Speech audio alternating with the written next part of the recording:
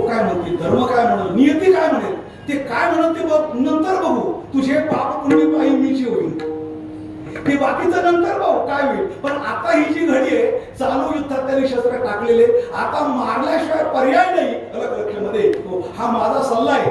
आणि त्याप्रमाणे अर्जुनाने शस्त्र चालवले. भीष्माचार्याच्या अंगाची चाळणी झाली, रथाच्या खाली पडले, शरद बंदेरी पडले. हो, आणि युद्धाचा 10वा दिवस संपला, एक पर्व संपलं. विठ्ठल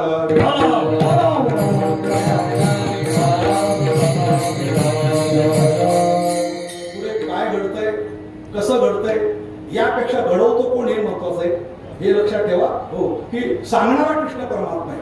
बरं, एक पर्व संपलं, भीष्माचार्य खाली पडले. हो, दुसरे सेनापती द्रोणाचार्य. या लोकांकडे सेनापतीला तोटाच नाही. म्हणजे एक अध्यक्ष गेला की दुसरा आहे, दुसरा गेला की तिसरा आहे, तिसरा गेला की चौथा आहे. बरं, तुम्हाला सांगू काय काय बघा.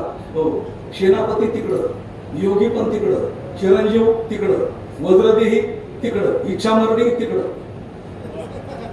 काय काय ऐकलं तुम्ही? भीष्माचार्य कोण होते? इच्छामरणी. कर्ण कोण होता? कर्ण ज्याच्या अंगावर कवच कुंडल. दुर्योधन कोण होता? वज्रदेही. बरोबर आहे. हो, अश्वत्थामा कोण होता? चिरंजीव. म्हणजे चिरंजीव त्यांच्या पक्षात, वज्रदेही त्यांच्या पक्षात, कवचकुंडधारी त्यांच्या पक्षात, इच्छामरणी त्यांच्या पक्षात, योगी त्यांच्या पक्षात. आणि इकडे कोण? हे बिचारे शापी सगळे. अधर्म फार बलवान असतो, ध्यानात ठेवा. हो, आणि हा अधर्म नायनाट करता करता स्वातंत्र्य मिळाल्यानंतर सुद्धा 60-70 वर्ष असेच जातात, पण अधर्म काही संपत नाही. धर्माचे राज्य उगाच येत नाही महाराज. तर यांच्याकडे अध्यक्षांना तोटाच नाही, पाहिजे तेवढे अध्यक्ष. हो, भरपूर, यांना आयुष्यभर भरपूर बघा. हो, याला आयुष्य नाही. रावण किती वर्ष? 14 चौकड्या लंकानात. या सगळ्यांचं जर आपण आयुष्य पाहिलं, तो भरपूर यांचं आयुष्य. आमच्याकडे जर बाई धर्माच्या पक्षामध्ये आयुष्य फार थोडं. ज्ञानोबा 21 वर्ष, तुकोबा 42 वर्ष. सगळे आयुष्यमान कमी माणसं. तिकडे म्हणजे दीर्घकाळ भरपूर. फार अगदी लोकांना कंटाळा येतो, हे मरत का नाही, तरी मरत नाही. त्यांना आयुष्य भरपूर. ते चिरंजीव त्यांच्याकडं, वज्रदेही त्यांच्याकडं. हो, सगळ्या प्रकारचे लोक. तेव्हा एक सेनापती संपला, दुसरा होता. भगवंत अर्जुना, आता भीष्माचार्य मरण सांगून गेले, द्रोणाचार्य मरण सांगून मरणार नाही. मग याच्याकरता दुसरी युक्ती. आणि माझ्याकडे सगळ्यांचे डाव आहे, सगळ्यांचा वीक पॉईंट मला माहिती. हो, कोणाची कमजोरी काय, आणि शत्रूची कमजोरी कळाली पाहिजे. हो, यांना फक्त एकुलता एक पुत्र आहे, अश्वत्थामा. आणि अश्वत्थामाच्या मृत्यूची वार्ता हे सहन करू शकणार नाही. हे खच्चे होतील, म्हणजे मानसिक खच्चीकरण यांचं केल्याशिवाय हे मरायचे नाही. भीमा, हत्ती कोण आहे? आणि अश्वत्थामा. मार त्याला. हो, तू त्याला मारायचं, त्यानंतर बोबाट करायचा. अश्वत्थामा मेला. हो, आणि असं म्हटलं की द्रोणाचार्य विचारायला येतील. कोणाला? धर्मराजाला. धर्मराजाला सांगून ठेवलं होतं, अश्वत्थामा नावाचा हत्ती जरी मेला, पण बोभाट झाल्यानंतर द्रोणाचार्याला वाटलं की आपला मुलगा मेला की काय. द्रोणाचार्य तुला विचारले येतील. कोणाला? धर्मराजाला. तुलाच का बरं? एवढ्या मोठ्या कुरुक्षेत्रावर खरं बोलणारा एकच माणूस होता, त्याचं नाव धर्मराज. बरं, कोणाच्या पक्षाचा तो? द्रोणाचार्याच्या पक्षाचा होता का? तो तर पांडवाच्या पक्षाचा. शत्रू का असेना, पण खरा बोलणारा माणूस एकच. तो कोण? धर्मराज. धर्मराजा, तुला तो विचारणार, तू काय सांगणार? म्हणजे जे खरं आहे ते सांगणार. अश्वत्थामा नावाचा हत्ती मेला. मग आपल्याला विजय नाही मिळणार. मग काय करायचं? तू अश्वत्थामा मेला एवढं सांग, पुढं काही सांगू नको. धर्मराजा म्हटला, धर्मराजा जर खोटं बोलला तर या मृत्यू लोकात काय शिल्लक राहील? मी खरं बोलल्याशिवाय राहणार नाही. फक्त एवढंच करीन, आधी म्हणेल अश्वत्थामा मेला, आणि नंतर म्हणेल नरोवा कुंजरोवा. आधी म्हणेल अश्वत्थामा मेला, नंतर म्हणून नरोवा कुंजरोवा. काय हरकत नाही. हो, नंतर म्हणा. हो, पण हळूच म्हणा. अलग लक्षामध्ये. अशा प्रकारे आधी विचार ठरला. याला काय म्हणतात? Match fixing. याला काय म्हणायची? ही मॅच फिक्सिंग झाली. आणि त्यानंतर अश्वत्थामाचा हत्ती मारला, बोबाड झाला. द्रोणाचार्य विचारला, धर्मा, अरे खरं काय? माझा अश्वत्थामा मेला की काय? धर्मराजा म्हटला, हो, अश्वत्थामा मेला. पण नंतर म्हटला नरोवा कुंजरोवा. त्यावेळेला भगवंतानी, अर्जुनाने, धर्मराजांनी इतके जोरात शंख वाजवले, हो, की पुढचे शब्द द्रोणाचार्याला ऐकायला आले नाही. त्याला वाटलं खरोखर अश्वत्थामा मेला.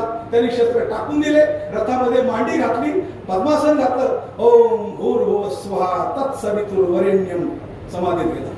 आणि असा डोळे झाकून बसलेला द्रोणाचार्य दृष्टद्युम्नाने तलवार घेतली आणि शिरछेद केला. हा झाला दुसरा.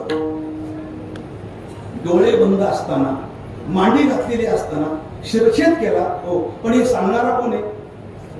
असं करायला पुढं काय घडलं ते महत्वाचं नाही, पण घडवणारा कोण आहे? भगवान कृष्ण परमात्मा. आता तिसरा योग, युद्धाचा 15वा दिवस आहे. कर्ण सेनापती झाला. दुसरा दिवस, तिसरा दिवस, 2.5 दिवस झाले. 18 दिवस युद्धाचा दिवस आहे आणि कर्णाच्या रथाचं चाक फुसलेलं आहे. लक्षात. भगवंत कर्णाला पण तू सामान्य समजू नको. भीष्माला मारणं सोपं होतं कारण ते तुमच्या रक्ताचे नाते होते. द्रोणाचार्याला मारणं सोपं होतं कारण ते ब्राह्मण होते. त्यांचं मानसिक खच्चीकरण आपलं करता आलं. पण हा काही ब्राह्मणही नाही. हो, इथं रक्ताचं नाते काही दिसत नाही. तुला यांना मारणं फार अवघड आहे. लक्षामध्ये. मग काय कर? हो, यांचा पण वीक पॉईंट मला माहिती आहे. कारण हो, पराक्रम भरपूर आहे पण यांच्याकडून चुका झालेल्या आहे. त्यामुळे त्याची चूक त्याला कुठंतरी आडवी आल्याशिवाय राहणार नाही आणि त्याच्या रथाचं चाक फसलं. कर्ण रथाच्या खाली उतरला. त्याने शस्त्र टाकून दिले. अर्जुन पण थांबला. बघून अर्जुन, अरे तुला झालं काय? आता संधी आता. देवा त्याच्या हातात शस्त्र, हा शस्त्र नाही म्हणतो सांगतो मार. पण असं जर मारलं तर तो अधर्म होईल. अरे पण अधर्म मला काय शिकवतो तो अधर्म करणं? अर्जुना, अरे हो, अभिमन्यूला मारताना यांनी 7 जणांना मिळून मारलं की नाही? हो, त्या ठिकाणी दुर्योधन होता, दुःशासन होता, शकुनी होता, अश्वत्थामा होता. लक्षात. या 7 जणांनी मिळून ज्यावेळेला मारलं, युद्धाचे नियम होते ना, एकाने एकावर लढायचं, तलवारी बरोबर, रथीने रथी बरोबर, महारथीने महारथी, हे ठरलं होतं. आणि असं असताना जर यांनी मिळून 7 जणांनी आणि अभिमन्यूला मारलं, त्याच्यात हा पण होता कर्ण. याने काही धर्माचे नियम पाळले. प्रतिज्ञा आठव. द्रौपदीच्या वस्त्रहरणाच्या वेळेला भले तू वस्त्रहरण केलं नाही, पण द्रौपदीचं वस्त्रहरण करत असताना हो, हा कर्ण त्या ठिकाणी म्हटला होता हो, की ही वरांगना आहे, 5 जणांची पत्नी, वेश्या आहे, हिच्यावर वस्त्र असलं काय नसलं काय. आठवतंय का तुला बाकी सगळ्या गोष्टी? पाप करणारा पापी, पाप पाहणारा पापी, हो, पापाला अनुमोद देणारा पापी, असं मनुस्मृतीमध्ये म्हटले. अनुमंता, विषमशिता, निहंता, क्रय विक्रयी, संस्कर्ता, चोपहर्ता, घातक शेती घातका.